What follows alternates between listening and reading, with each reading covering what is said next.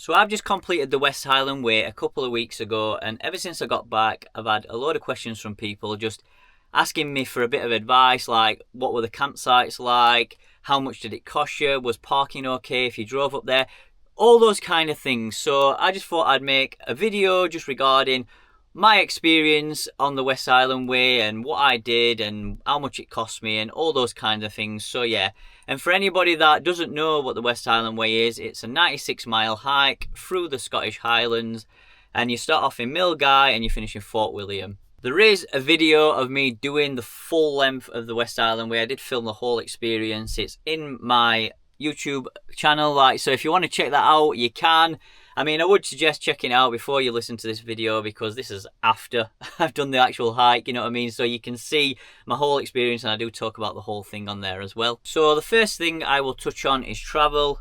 This is what I did. I got a train from Sheffield up to Milngavie, stayed in a Premier Inn for the night, did the hike the next day. I started the hike the next day. It took me 5 days of camping, and then I finished on the 6th day.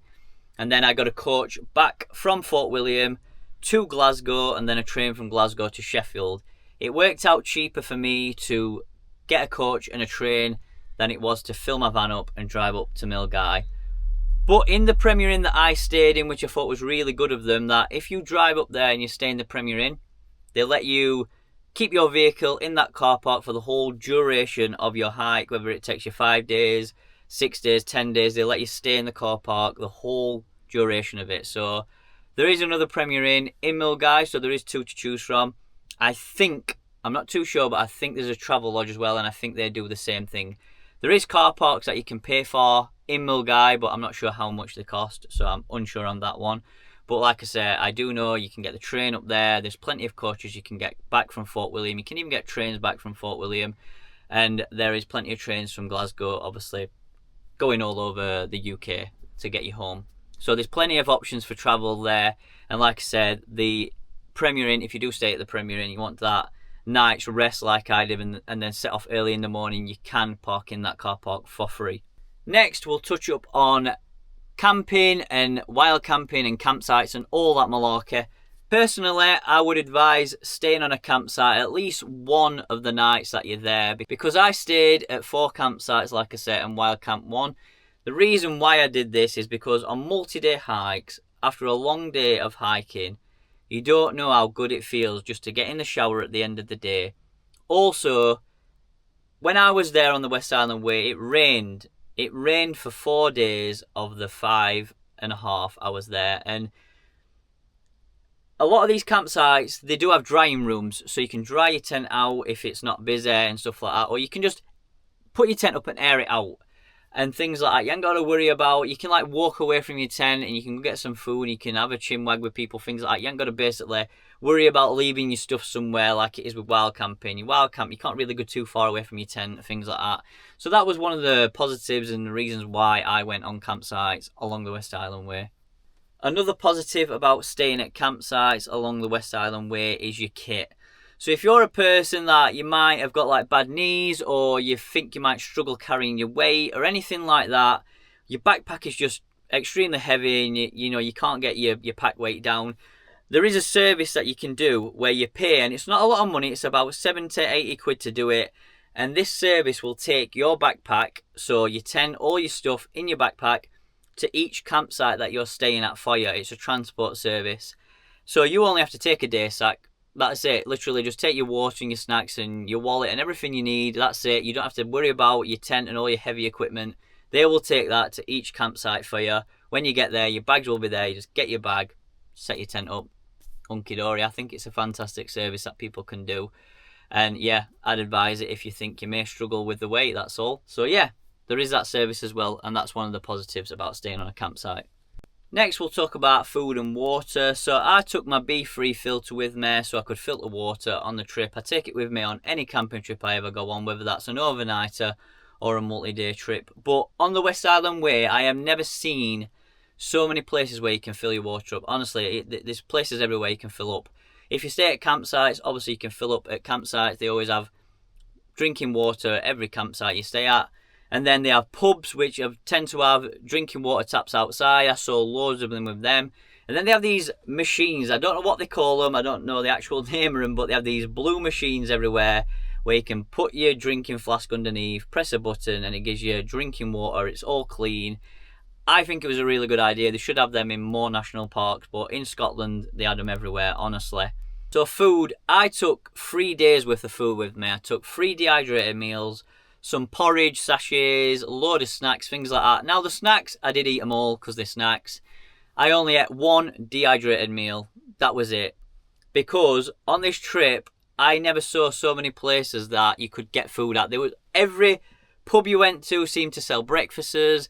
There was cafes, there were shops that you can go in and buy sandwiches. Obviously the pub sold food in the daytime as well, so you could get burgers and things like that. The campsites that we stayed at, they sell food. They sell pizzas, they sell burgers, they sell all this kind of stuff, just typical pub food. And yeah, so I never struggled for food. So when I was actually on the trail, I didn't fancy my dehydrated meal because I could get a pizza or get a burger or whatever, you know what I mean? So there was loads of places to do that. Now, you don't have to do that. You can just stick to your camping meals and things like that if you want. But I changed my mind once I got there. I think it's good to take at least 2 days worth of food with you, just in case you get to a section where you might not be able to get food. But I can't think of any section on the West Highland Way where you couldn't get some sort of meal inside you, because there is a lot of places you can get food. So I wouldn't worry too much about food, because like I said, I took 3 days worth of food. And this bag I took with me weighed 1.2 kilograms, so it was a heavy little bag full of food. And I didn't even need it all, but I'll use that on another camping trip another time, so it won't go to waste anyways. Now, we all know that Scotland can be really bad for midges, and I've been asked this a lot. Did the midges bother you, or did you get bit a lot, and things like that? Me, I did this hike. I started the West Highland Way on the 15th of May, and I finished on the 20th. So in the time I was there, I didn't have no problem with the midges. There was some midges out, but it wasn't crazy. I did have a few bite marks here and there, but nothing majorly bad. I took some smidge with me. I took a midge net with me. I only really needed that midge net probably twice, just in the morning. Other than that, it was kind of alright. They didn't bother me much. And like I say, I did it in the middle of May. It rained a lot when I was on this trip, and I don't know whether that had anything to contribute to the midges not being out. It wasn't very windy or anything like that, but it rained. So I don't know whether that, like I say, had anything to do with it. But I got lucky with the midges, because I have seen some people that did do it in May and they got hounded by them. But it tends to be more June, July and August, I reckon, with the midges. So yeah, so if you are doing it in June, July and August, I do recommend proper stocking up on some midge stuff, because they can be brutal and they can ruin your trip to some extent, because honestly, there's swarms of them out there. But I was lucky, like I said, I got away with it, wasn't too bad.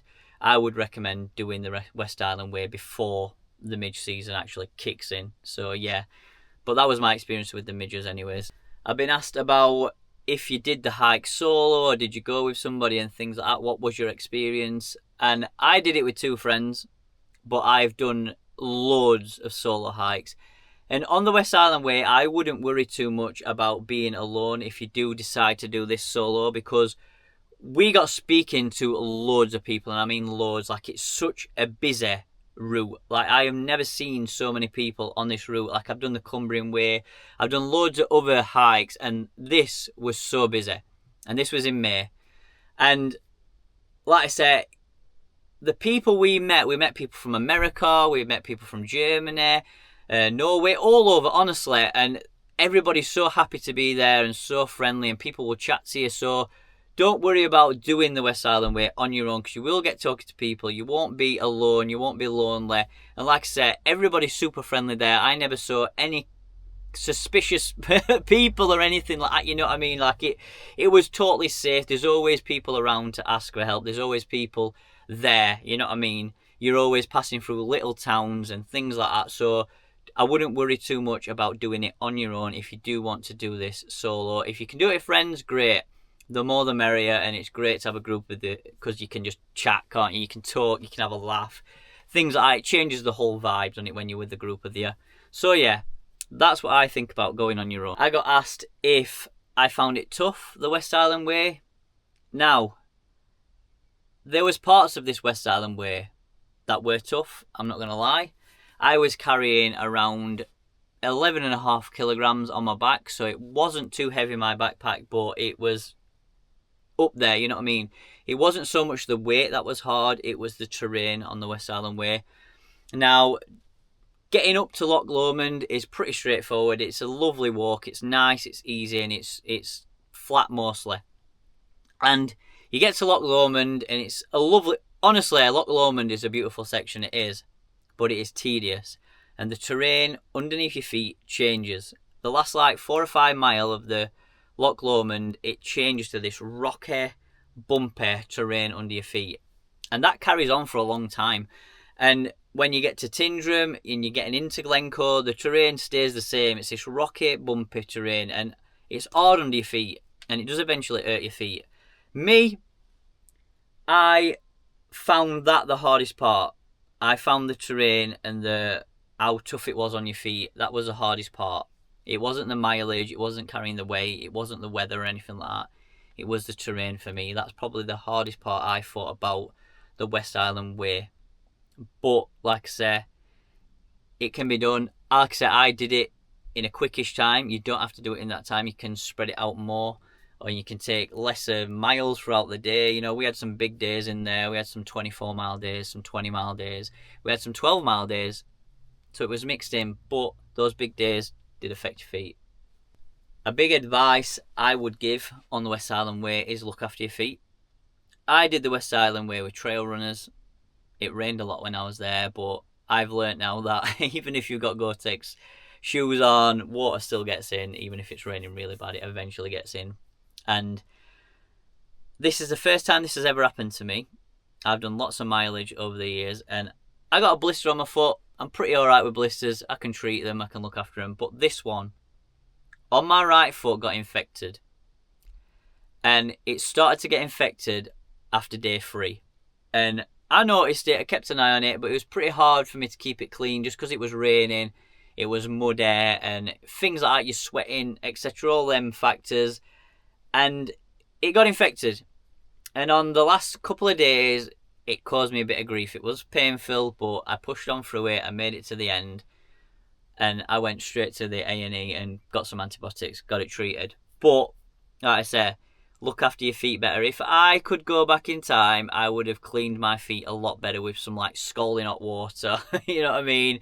I would have maybe taken my shoes off every 5 mile and changed my socks. Maybe took some more socks with me so I could keep my feet just that bit drier, etc. So yeah, I would advise just looking after your feet. Do your feet admin as much as you can. Another piece of advice I would give on the West Island Way is to check your kit before you do this route. So when I was there, I got speaking to a numerous amount of people. It wasn't just one person, there was a few people that had done this and they'd never done a multi-day hike before, never even gone camping. They went on the West Island Way, just wanted the experience basically, and their kit that they bought had never been out of the box, basically brand spanking new, not checked it. There was some people with a tent that were struggling to get the fly sheet. It was a Fox 2 basically. They were struggling to get the fly sheet over the tent. They needed a hand, gave them a hand, and it turns out that they had never set this tent up before, never used it. And we had some bad weather coming up. If that tent would have had a leak or something was broke with it, it'd have been a very uncomfortable situation. So if you're going to do this and it is the first time you've ever done a camp or anything like that, I would always check your kit. But personally, if you're going to do a multi-day hike, I would always get a bit of experience just camping in general before you go on a multi-day hike, just so you've got that bit of knowledge there and you know how your kit works. You've got a bit of a feel for it. You know how to take your tent up and down. You know how to fix stuff. You know how to patch stuff up if there is a leak, things like that. So yeah, just check your kit and just, if you can, just get a bit of experience behind you before you go on a multi-day hike. Another positive thing about the West Island Way, I don't know whether you class this as a positive thing, but it was there anyways, is the signal. I never lost my signal on the West Island Way. I am with giffgaff. They're not that good, but on the West Island Way, I had 4G and 5G the whole route. I never lost it. Even in Glencoe when I wild camped and I was in the middle of nowhere, I had 5G and 4G and I never lost signal, so I was always able to message people, let them know I was safe, let them know I was okay on the trail, things like that. So I think it's a positive that you can let people know that you're safe and you can get in touch with people if you need to, you know what I mean? So, yeah. So I wouldn't worry too much about signal. Like I say, I'm with a really not that great phone signal service and I got it everywhere. So there is that. One thing I would say about the West Highland Way is don't wing it. I think it's very important for such a big hike like this. 96 miles is not a small hike, you know what I mean? It's a big trek. I would plan it. I would know where you're hiking to, know where you're going to be camping, whether that's a campsite or you're going to get a wild camping spot around that section. I would always plan your route, know exactly what you're doing, and don't veer off it too much, you know what I mean? There's room to wing some stuff, but I wouldn't wing it all because it might mess your trip up, you know what I mean? So I would always plan the trip. And also remember, in there at the Loch Lomond section, you can't wild camp on Loch Lomond. You've got to basically apply for permission that you can camp next to Loch Lomond. I think it's about £5 to apply for permission to camp around Loch Lomond, but there is a large section of Loch Lomond where you can't physically wild camp on there, so you've got to get to the end of the no camping zone basically before you can wild camp. One thing I will touch on about the West Highland Way, which I was a bit disappointed in, is how much like litter and toilet paper I saw. So there was no need to have a wild poo on this trail or anything like that, because there were so many places you could go to the toilet. There's so many public toilets, restaurants that have toilets in them, things like that. And we all go for a wee, that's fine, but there was parts of the section that I went on where you could tell somebody had done a number 2 basically, and they just left tissue there. There was crisp wrappers I'd seen that had just been chucked to one side, and it ruined it in that sense. Like, it shouldn't be that dirty, you know what I mean? Like, it wasn't crazy dirty, you know what I mean? But the evidence was there, you know what I mean, that some people had littered in so many different parts of the trail, which I just thought, come on, you know what I mean? The leave no trace rule has been around for absolute years. There's no need for that. Like, you know what I mean? If you're going to do a number 2 on the trail and you can't hold it, surely you would bring the necessary things like a trowel, biodegradable like wipes or things like that, like a nappy bags you can put it in before you get to a bin and chuck it in so they don't smell, things like that, you know what I mean? There's ways around this. Like, come on people, just have a bit of respect for nature reserves, because it's not just the nature that looks horrible when you do this thing, it's the animals that live there as well. It's the ecosystem. Like, there's animals that can eat these wrappers and tissue papers that you chuck down, and they can die from it, you know what I mean? It's just as a knock-on effect. So just be a bit smarter and just think before you do these things. So yeah, I just thought I'd touch upon the bits of rubbish that I did see on the West Highland Way. Like I said, Scotland is such a beautiful place, and we don't want to, just tarnish that by ruining it by littering. So finally, the full cost and breakdown of how much I actually spent to do the West Highland Way, how much I spent to go up there and spend 5.5 days on the West Highland Way, do it comfortably and enjoy myself basically. So travel. So my travel was £112, that's including the trains from Sheffield up to Milngavie, a coach back from Fort William to Glasgow, and a train from Glasgow back to Sheffield. Altogether £112. Campsites. We stayed on 4 campsites, so we did 4 campsites and 1 wild camp. That cost £56, which I thought was worth it to have a shower, all the facilities that come with a campsite, things like that. Food. I spent £58.56 on food. Now, you don't have to do that. You can take all your own food if you want to, but I fancied having like a burger at night time if I got the opportunity, and a bacon and egg sandwich in the morning if I went past a cafe, things like that. So that is what I spent on food. I stayed in a hotel the night before I did the West Highland Way, just so I could get up in the morning and start the route early basically, and that cost me £60 for the night. Now, you don't have to do that. That's just something I did because I wanted to just, like I said, just get up there and just get up in early in the morning and have fresh legs and a fresh night's sleep and stuff like that without having to travel early. So that's just what I did. And then one of the campsites, it was the second to last night basically, all the stuff was wet through, was dead muddy, things like that. And one of the campsites offered a laundry service where you can pay £10 and they will wash and dry all your stuff within 2 hours and bring it to you. And I thought it was a good thing to have. So me and one of the lads put two for that. So it was £10 to do that, so it was £5 each. So the grand total, how much I spent on the West Highland Way, was £291.56.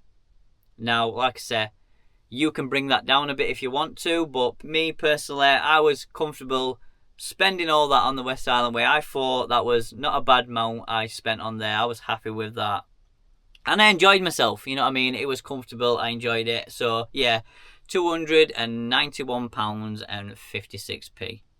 The whole experience of the West Highland Way was just, honestly, it was phenomenal. It was so great. Like, I have been camping and wild camping for years, and I swear I have never seen deer in the wild like they were in Scotland. They were just everywhere. We woke up in the morning, they were just running across the mountains when we was in Glencoe. They were so close to you, like they weren't like placid, like when I've seen them in the peaks, like they tend to just bolt, like they just run off. Like they were so placid here, like it was just something out of a film, you know what I mean? The mountains, there were loads of snow-capped mountains when I was there. The people that you meet on the trail, the nice campsites you stay at. I was so shocked with how big the trees were in Scotland. Like, these trees were massive. I couldn't believe it was like something out of Jurassic Park. Connikill was great. Just Loch Lomond was beautiful. Honestly, the whole experience is just phenomenal. It's just like something out of a film. It's gorgeous. Scotland is so gorgeous, and it is beautiful. And just to wrap this up, like I said, if I was to do anything different on the West Highland Way, would probably be just taking care of my feet better. Like I said previously, I would just take care of my feet a lot better. That was it. That is the only thing I would do. I am due to do another multi-day hike soon, in a couple of weeks. Because I had the infection in my foot, I'm just letting my foot heal a bit before I get back on the trail. But yeah, I will be back on the trail soon. I'm not sure which one I'm doing next, but it's going to be another multi-day hike. So yeah, we'll see you on the trail soon. Goodbye.